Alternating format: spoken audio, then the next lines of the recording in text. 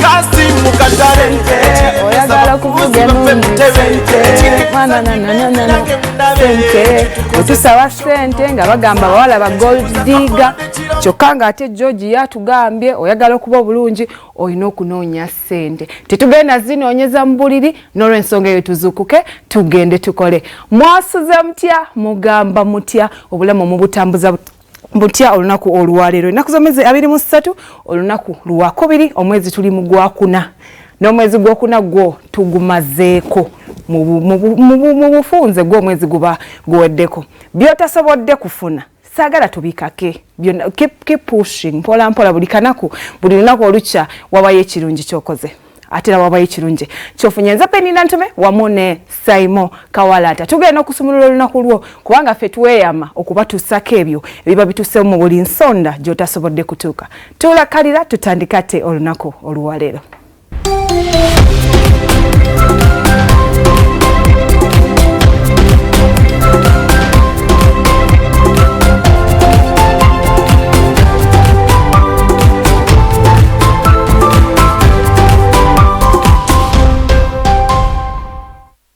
Wetuwaviridde wano olunaku olw'eggulo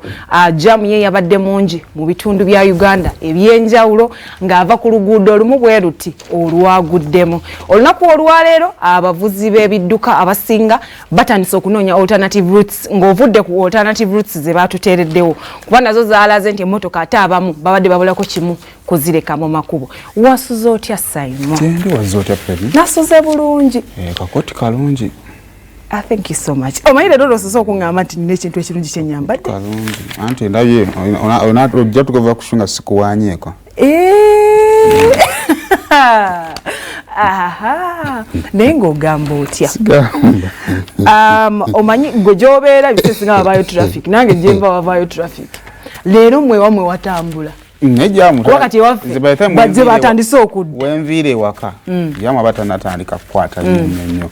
abatandika butandisi netwa okusasirako abantu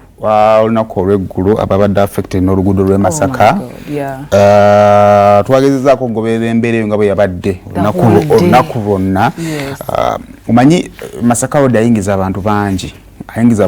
nnyo mu kibuga Kampala. Lulingo oluguudo luli ewala naye ate luleeta bangi. Masaka ayinza okuba Masaka road ayinza yasingako abantu. Kyewuunyisaamuko. Kyokka tetwagala tugambako tumuva Masaka.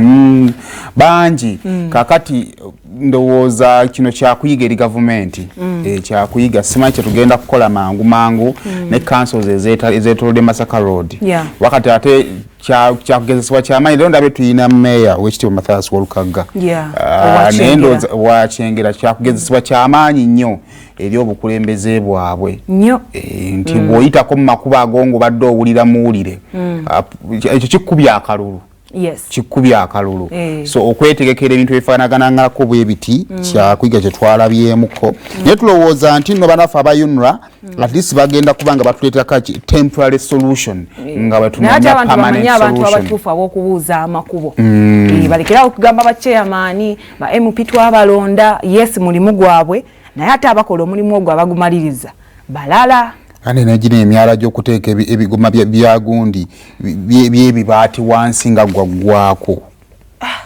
Kale je emyala egiri mu kugwamu jeje emidumu tewalabye omwami ejjo ng'agamba tuyina ebigoma ebinafu luno luguudo ate no munange nate ng'okyali ku bigoma nti binafu no bibba babibba ng'ogenda kikozesa kyewaka bino ebigundi by'ebibaati abaana babitwala ku scrap babisumulula naye gwe jamu waakwatira ewantu nga it's just a feeder road kati ekyo kyetwabalazeeko nti gyetwale tunoonyeza solution nga ne watandise okubomoka nga solution efuse kakati singa ekkuba etutwala olunaku olwokubiri nga liggale kitegeeza nti nno abantu bayinza okubeerako kewaka bayinza okubeerako kewaka mu mirembe kale kakati wonga tutadde ku mabbali tukyagenda maaso nga tukola follow-up ate endala okuleba n'abasayidize eyo naye amawulire gakyagenda maaso era nga tegafuluma mu ngeri emu oba ekola ki endala kakati olunaku olw'ejjo poliisi yavuddeyo ku bantu abambala ebyambalo byagala okwefaanaanyiriza n'ebyamagye oba n'ebyo byokwerinda kakati okusinzira ku mwogezi wa police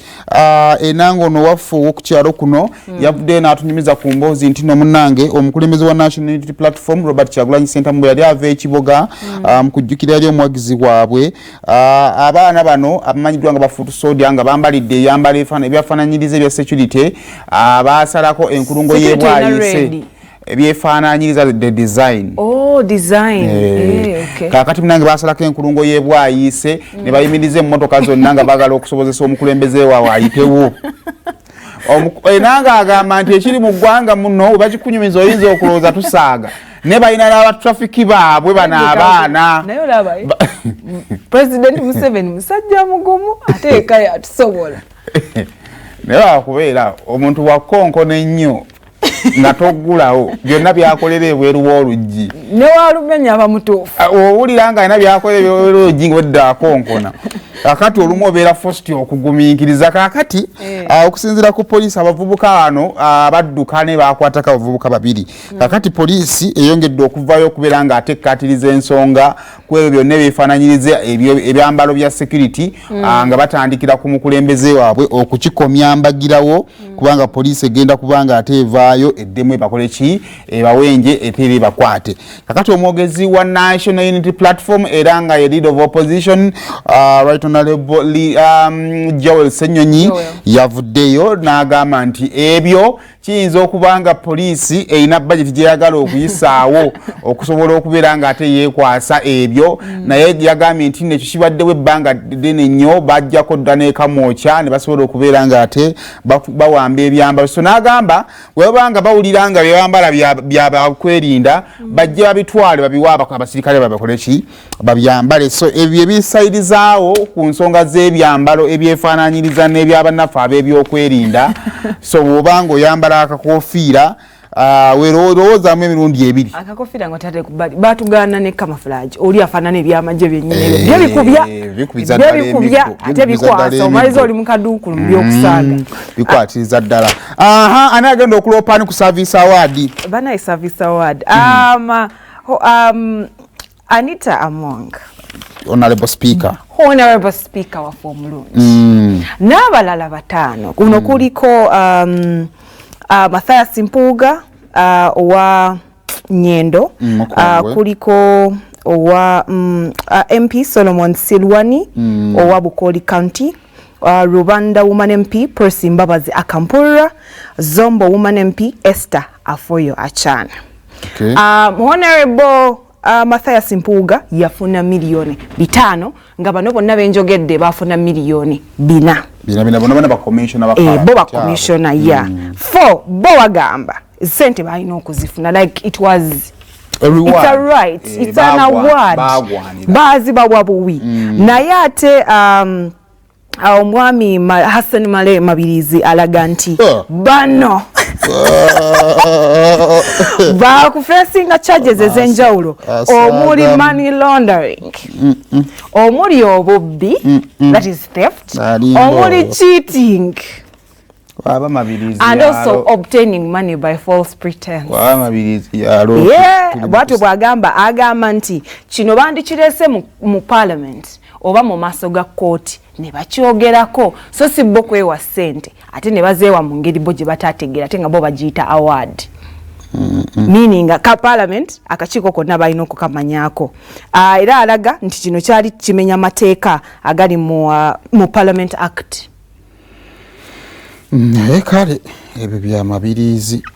kale yagamba after he became the public knowledge lwaki tokkiriza musajja byayogera naye mulimu gwaloopa nnyo aloopa nnyo afuuka bwana beekabamubajja ne batamuwaako naye bamuwe award tulaba baana Europa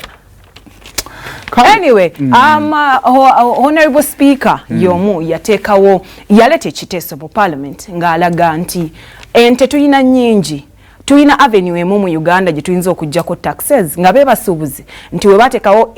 enkola ya IFRIS baggalawo amaduuka meaning gwe banagalawo amaduuka government egenda batefuna oba URA tegenda funa taxes yet we have cows why don't we levy taxes kunte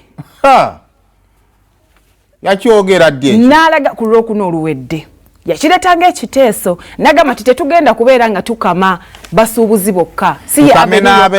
tukame n'ab'ente abalunzi b'ente bonna ne bavaayo ne bamugamba ekisooka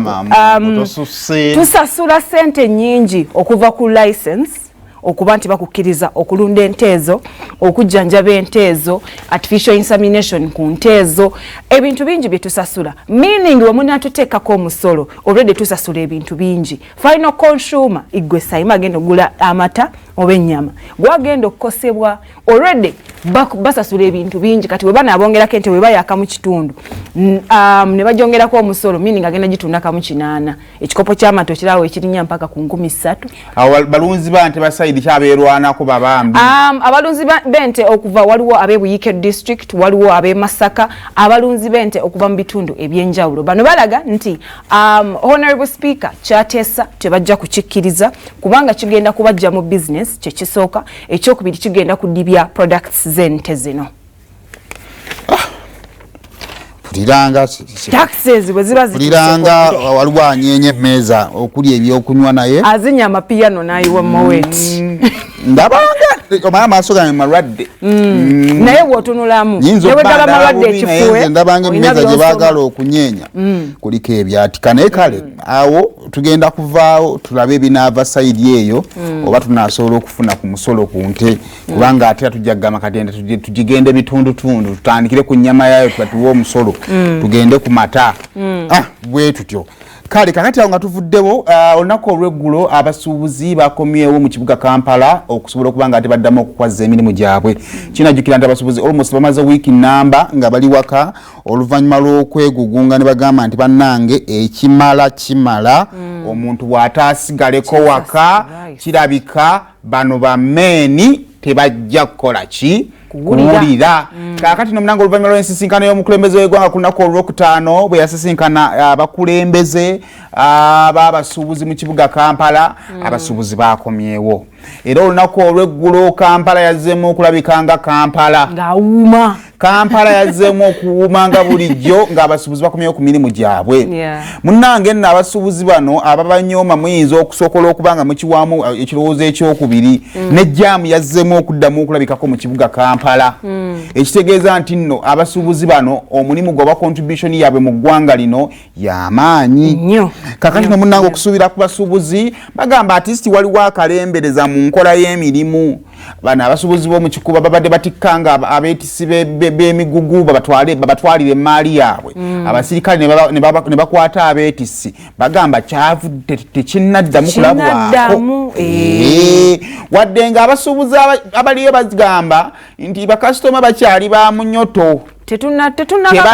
engula tennaba nnungi naye at least bakola ki webali naye wakati munnange mu mbeera eyegenda mu maaso bakyali bennyamivu mu mbeera emu oba ekola ki endala era ng'ebisinga okubennyamiza yeno meeting gye twayogeddeko eya 24 leero ziri mmeka era 23 leero ziri 23 ye meeting ey'olunaku olw'enkya Ministry of Finance ne Uganda Revenue Authority nga bannyonnyola omukulembeze w'eggwanga kubanga bagamba nti bannange ebizibu bino bye tulimu bye tutuddemu abagenda okunnyonnyola omukulembeze w'eggwanga be bakabireeta bagenda kumunnyonnyola ki era bwe ne batandika okwekengera nti nga 7 bandyolekera okubeera abawuliriza nga bawuliriza ebyo ebyava mu kusalawo kwa meeting eno eyenkya era bwe ne bagamba nti bakyagendera ddala mu maaso kubanga ate basala entotto okulaba engeri bayinza okwetaba mu meeting eyo egenda okubirawo olunaku olw'enkya byonna biteesebwe nga bakola ki bawulira naye nga yonna gy'owangaalira bw'oba wadde olina kyoyagala okuba nga ate ogula mu kibuga Kampala oli waddembe okubeera nga ate oyitako mu kibuga kubanga buli kimu kyakoze eki kyazzeemu buto so osobola okuba nga ate ogenda ne weekolera kasente kubamu ng'obeera ku Masaka Road omwami avuga taxi ku Masaka Road mwakadda mu Kampala Ifris bakyagaddewo kakati obulamu buluma oli musuubuzi wazimba ku Masaka Road omwami wa taxi ekkubo lyagudde babadde bakabagula mumaze wiiki namba temukola babadde bakabaggulawo ekkubo liguddemu oli mulwadde